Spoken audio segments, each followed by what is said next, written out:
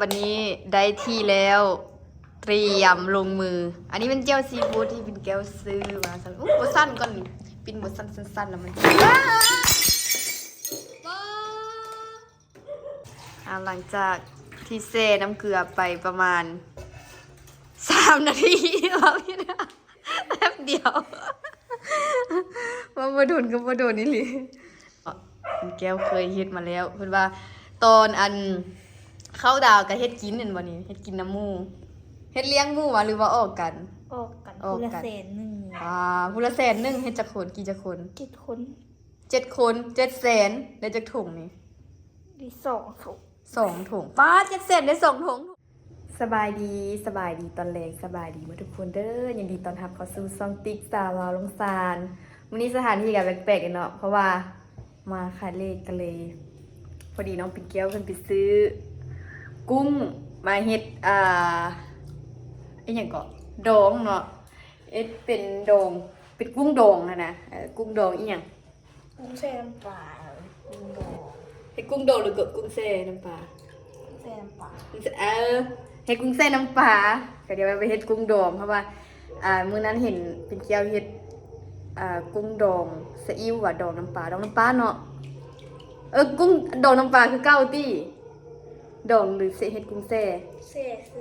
กุ้งแช่น้ำปลาที่ว่ามันปีนหาเป็นแกลมันมืดนี้แปลว่าใส่หัวแครอทกะหล่ำปีหรือตำแจ่วซีฟู้ดหั่นวะแจ่วซีฟู้ดก็มีแล้วเฮ็ดแบบนั้นวะใส่แครอทใส่กะหล่ำปีน่ะบ่แม่นใส่น้ำปลาแล้วเอามาดองไว้ก้องกุ้งดองอันนั้นน่ะ กุ้งใส่น้ำปลาแล้วมันใส่กะหล่ำปีเป็นอาหารกับแกมเนาะใส่กะหล่ำปีใส่แครอทแล้วก็มีหอมแล้วก็เจียวซีฟู้ดหวดมันอันนี้เป็นกูดิเอาเหมือนกุ้งตัวแบบใหญ่ๆไหม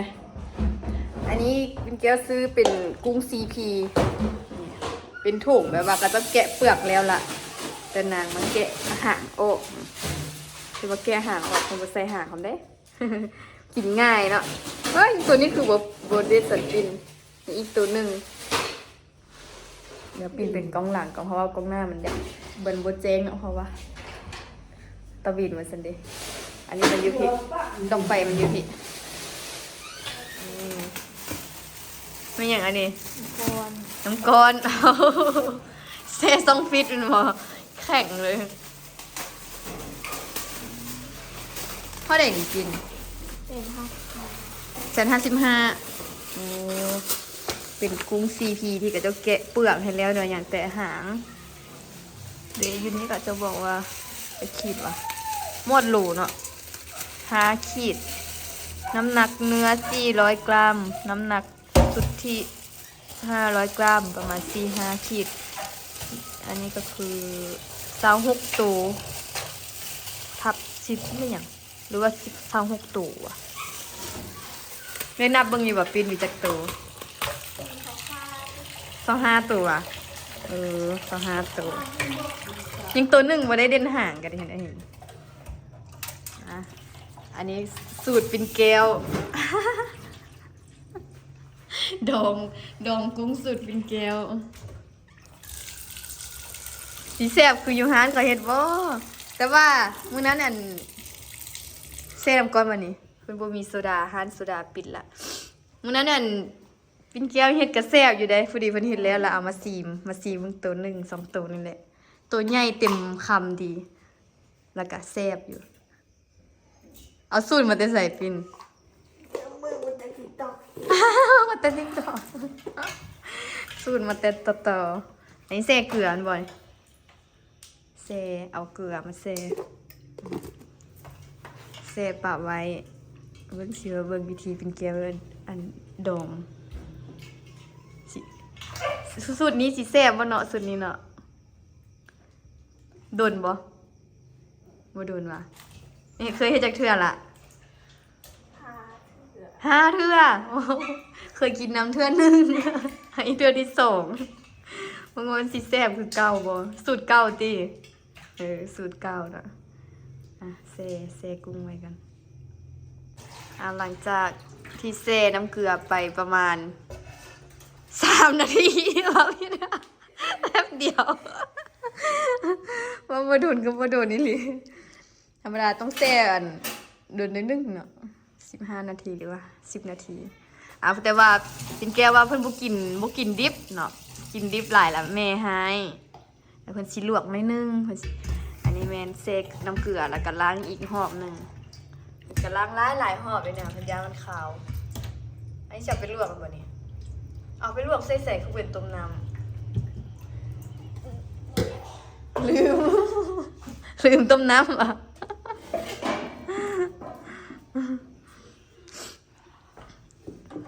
ปีนี้จักปีละ11 ปีโอ้ยเด็ก11 ปีกำลังเรียนแต่งกินเนาะ ยังบ่ทันนั้นปานใดพอแล้วปิ่นพอละเพราะว่ากุ้งบ่ได้หลายไข่แต่ใส่เตาแก๊สเนาะมันบ่โดนแล้วก็บ่ยุ่งยากอีกเปิดแก๊สเป็นอยู่ป่ะ เว้น เป็นอยู่เนาะ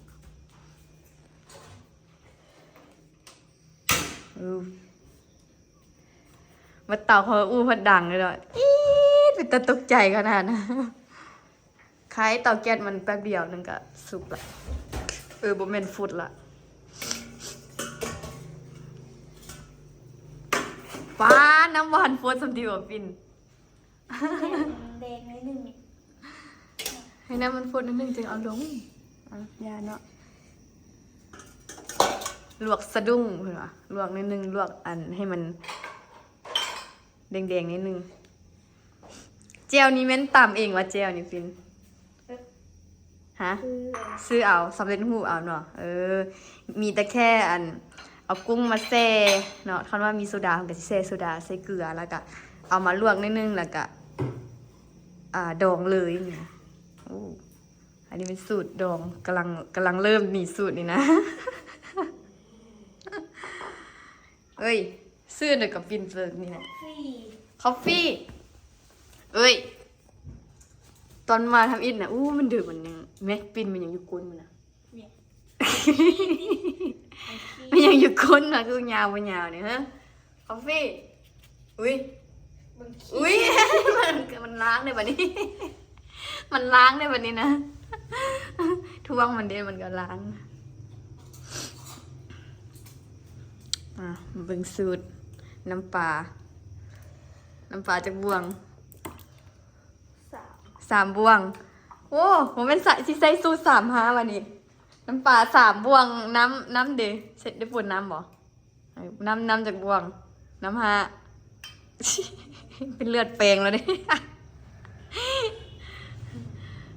1 2 3 4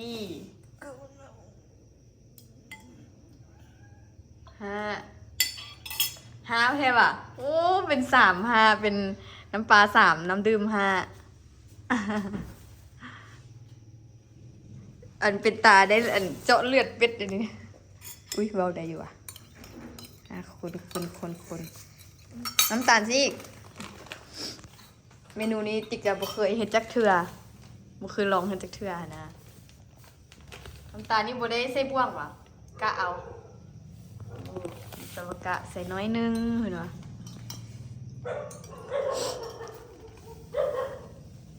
ยามันบ่หวานใส่ตึม ใส่ตึมอีกน้อยนึงกินตอนนั้นออกไปแบบว่าเป็นหวานในหนึ่งอ่ะเป็นเห็ดตอนนั้นนะเป็นเค็มหวานในหนึ่งแซ่บเลยพอดีแซ่บเลย เกี่ยวยางน้ำมันพอ เอาสูตรเก่าใส่จำได้สิน กุ้งสาว ฮะ กะสิบ่พอดิมึงคือวันเดียวกุ้งครึ่งโลหุ่นกุ้งเซา5 ตัวหุ่นสูตรเก่าเป็นเห็ดจากบ่วงสัน บุก เอา เกี่ยวกาง กล้าเอาโอ้กะเดียวมี กุ้ง เอาลืมกุ้งสมัยนี้มันสุกแล้ว ปิดไฟเลยตักออกเลยนะ ซุปเบอร์ละดิ ตักออกเลย เนี่ยซุปเบอร์ละดิ ได้อยู่พอดีเพราะว่าน้ำมันกำลังร้อนเด็ดตอนนั้นเป็นแก้วเอาลงน้ำยังบ่ร้อนเถอะ ลืม ป้ากุ้งหนาวไหมมันจะแซ่บขนาดเลย มันยังบ่ได้สุกหลายนี่นะป้าเป็นใสๆเด้งๆเนาะเป็นตาแซ่บอยู่กุ้ง CP นี่ สุกแล้วหมดสุกแล้วประจัก เดี๋ยวมันกำลังเป็นดึงเพราะว่าน้ำมันหากระฮ้อนเด้ยามันเพิ่นเอาเพิ่นสิลวกน้อยเดียวเพราะว่ามันน่ะสุกน้อยเดียวนะเพิ่นว่าลืมได้บัดนี้ มาเฮ็ดน้ำดองแล้วลืม เอาก็เดียวเบิ่งเหมือนอยู่อันสูตรก็เจ้าสิบอกว่าจักถุจักบวงบ่ได้บอกว่า ลูกบ่เห็ดอ่ะเห็ดแต่เขาใส่ มันจะกะเอาได้อยู่หั่นนะนี่ เค็ม เอาเค็มดอกนี่มันต้องออกแบบเค็มๆหวานๆบ่เนาะ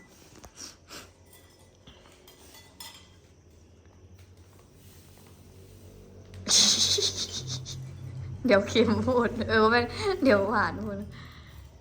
ตีให้น้ำตาลมันแตกก่อนแม่คันมันบ่แตกแล้วมันยังบ่หวานครับ ต้มใส่น้ำ ได้ต้มอีกว่ะโอ้เพิ่นยังสิได้เคี่ยวอีกเนาะเคี่ยวอันน้ำโด่งเอาน้ำต้มน้ำลวกกุ้งนี่ถอกก่อนว่าเป็นตาแซ่บขนาดกุ้งอันนี้นะหอมแท้ว่ะยังหิวข้าว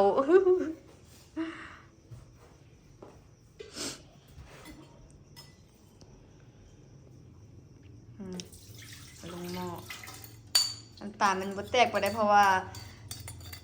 น้ำมันบ่ร้อนดิมันเป็นน้ำดื่มน้ำธรรมดาเสีย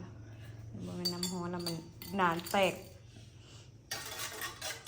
เอาไปใส่ไฟเดียวมันก็ละลายเอง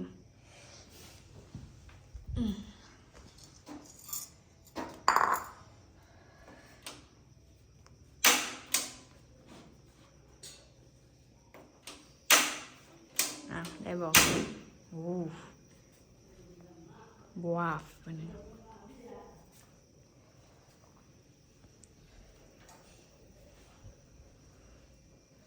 เปลี่ยนมาใส่จองแล้วเนี่ย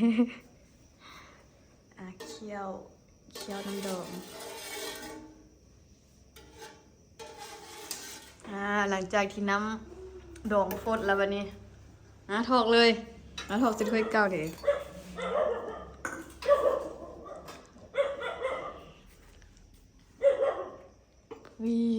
บางเนี่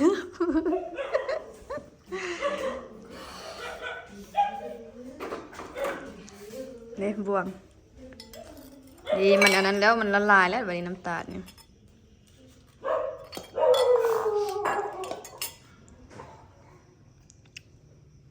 ซีมเป็ดตัวหนึ่งกุ้งนี่เด้งแหละแบบแซ่บขนาดเป็นดึงขนาดเรียนอีกว้าเธอแซ่จังนาทีนี่ปิน บุเซ่กินเลย บ่แซ่กินเลยว้าโถมันก็สิเข้าเนื้อไปอ่ะเข้าเนื้อเข้าหนังอยู่ว่ะเข้าอยู่เนาะแก้วเคยเฮ็ดมาแล้วเพิ่นว่าตอนอันเข้าดาวก็เฮ็ดกินนั่นบ่นี่เฮ็ดกินน้ำหมูเฮ็ดเลี้ยงหมูว่ะหรือว่าออกกัน ออกกันคนละแสนหนึ่ง ผู้ละแสนหนึ่งเฮ็ดจักคนกี่จักคน 7 คน 7 คน700,000ได้จักถุงนี่ ดี2 ถุง 2ถุงป้า700,000ได้2ถุงถุง100,000 ก็แก้วซื้อซีนึงนี่นั่นเลยดิ ออกกันคนละแสนละเฮ็ดอันนี้กินแน่ละเฮ็ดอันอื่นกินแน่สิวะ แก้วสิกินทีได้แต่ว่าบ่มีใครอยากกิน เขาดาวอยู่ใส่ เพื่อนนี่แหละแม่ไปรอด ไม่เป็นโลแล้วเขาฮอดอันนั้นอยู่วะสดแจ้งเลย บอก ฮอดจังวง ปีหน้าก็ไปนอนเหมือนแกเลยคือ จักคนก็7 คนวะ หมูนี่แหละ ฮอด10 โมงว้า10 โมงสิทันเข้าดาวเขาเข้าดาวแม่นนับถอยหลังเป็นมื้อใหม่12 โม โอ้ย ง จะแม่เขาตาหาอย่างนี้ เนาะยังน้อยเนาะสำนี้ก็ม่วนแล้วนี่ก็เอาน้ำอีหยังก็น้ำเสื่อมน้ำอันนี้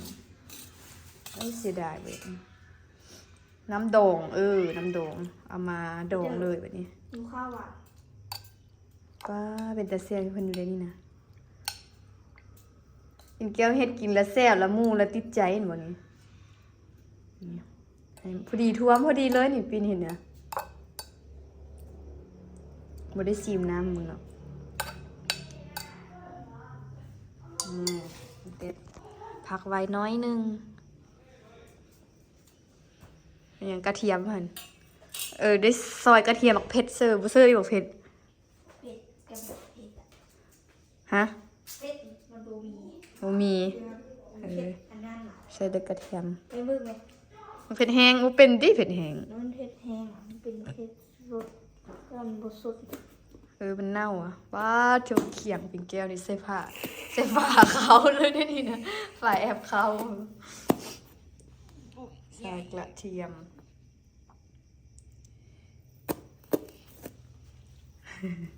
มันมีเขียงวะได้เขียงอยู่ก็มี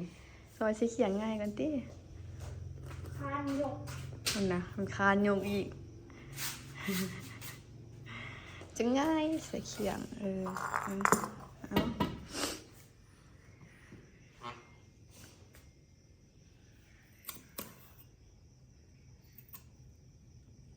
อันนี้ล่ะ เป็นยังมันกระเจียวกระเทียมเสร็จเลยคืออ่อนได้กระซอยตัวแดงๆด้วยใส่มันจึงเป็นตะแซ่บ ใส่ได้หน่อยเดียว เพราะว่าเป็นแก้วบ่มักกินเผ็ดมันบ่เพิ่นใส่หน่วยหนึงโรยกระเทียมงีบหนึ่งมักเผ็ดหน่วยหนึ่งโหยแตงนาเอาใส่2งิมอ่ะ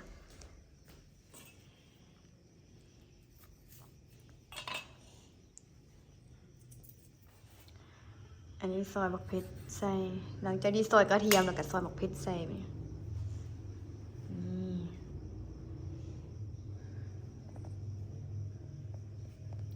แต่เซฟอยู่ได้ เดี๋ยวละ แล้วโอเคแล้วเพิ่นว่านี่ถ้าเบิ่งอีกจักหน่อยมาซีมเบิ่งว่าสิเป็นรสชาติแนวใด กุ้งดองน้องปิ่นแก้ววันนี้ได้ที่แล้วเตรียมลงมือ อันนี้เป็นเจียวซีฟู้ดที่ปิ่นแก้วซื้อมาสั่นบ่สั้นก่อนนี่ปิ่นบ่สั้นๆแล้วมัน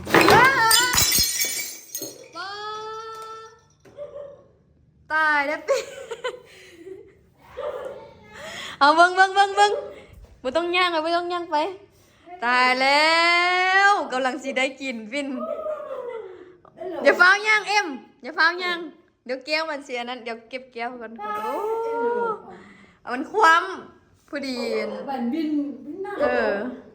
เดี๋ยวเมียนอันนี้ก่อนเดี๋ยวสิเหยียบแก้วเอานะ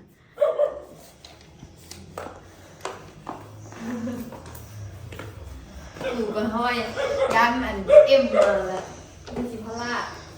เหม็นโคตรเลยเพราะว่ามันเป็นน้ำปลาดิ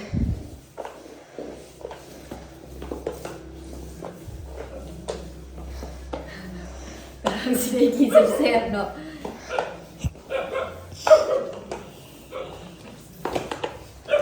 เต้เหยียบ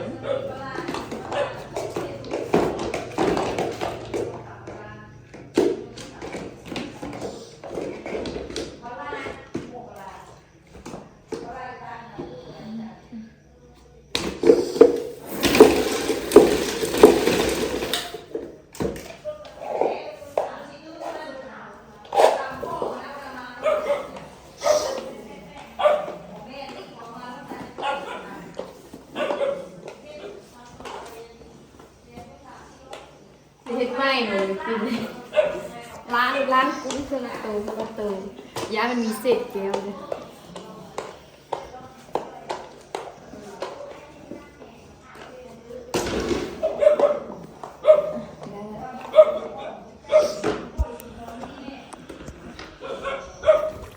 อันนี้เป็นแก้วล้างละแล้วก็ล้างใส่น้ำเกลืออีกหอมละแต่ว่าคือสิมาล้างซ้ำตึมเพราะว่าย่ามันมีเศษแก้วเศษอย่างอีกนะ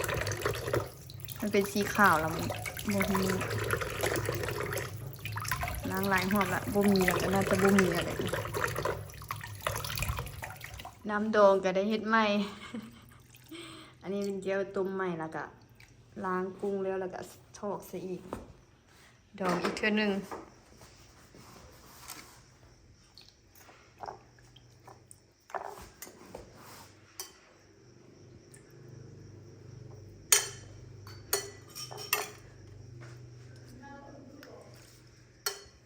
ส้มก็ได้อ่ะ ได้ เอาสีหยังก็ได้มักเผ็ดเป็นเกี๊ยวทามักเผ็ดสีส้มก็ได้วะได้ซอยมักเผ็ดกระเทียมใหม่คืนอีกได้เฮ็ดใหม่หมดเลยนะต่างแต่บ่ได้ลวกกำลังสิได้นั่งกินแซ่บๆแล้วปิ่นอ่ะ เพราะว่าแอปเขามันหนักเลยดิแอปเขาหนักละเอาไว้มันมิ่นแน่นี่นะนี่พื้นที่มันน้อยแต่มันกับพริกตกหลุมนี่อันพื้นนี่ก็ถูเรียบร้อยละเพราะว่าย้ายไม่เท่ามาย่างมาแล้วเข้าห้องนอกห้องน้ำละย้ายเราล้มนะมันก็ชิหมิ่นพื้นอีก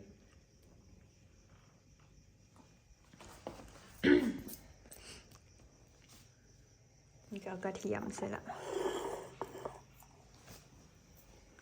ระวังแบบนี้นะ โดยทางลุม บอกกายกแล้วนี่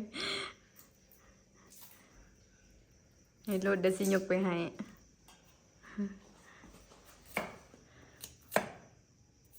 ไม่เห็นกล้องตื่นเต้นดิ ตื่นเต้นกล้องแล้วป้างังเลยนะใครแต่ว่าเป็นหยัง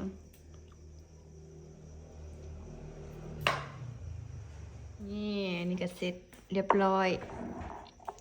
พร้อมรับประทาน ไปเจียวดิวันนี้ เจียว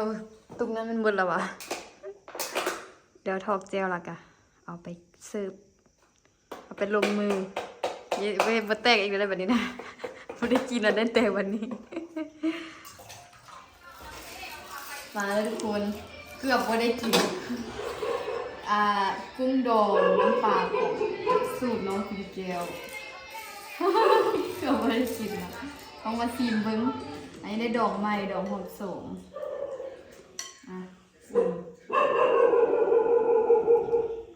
อาหารเล็กข้าวเล็กนี่นะมีข้าวเหนียวพอ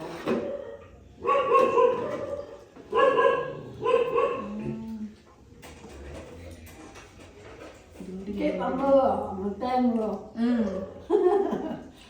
นี่เห็นไหมมีอะไร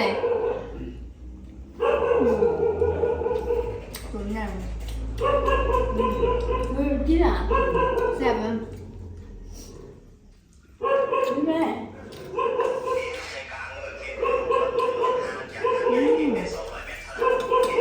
แซ่บมากกินหรอกินข้าวเหนียวกินเป็นยังเจียวของแบบเจียวฟูหมาของเราใช่ป่ะ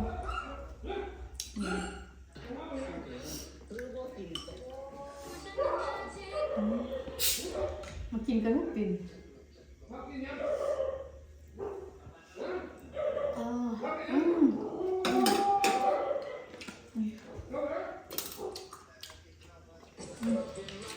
เราก็รู้เผ็ดไม่ใช่จำเหรอเผ็ดจำไม่อ๋อ เผ็ดเนี่ย เผ็ดเห็นตรงนี้เผ็ดอันนี้เผ็ดอันนี้เผ็ดไม่เดียวเลยน่าจะกินเผ็ดน้อยนึงถึงยากกว่าเผ็ดเลยเนาะเพราะว่าต้องกินเผ็ดพอตุลาทุกคนไปก่อนเด้อแล้วชีได้กลับเหนือละอันนี้ให้น้องไปเที่ยวกินต่อบ๊ายบายบ๊ายบายนะปิง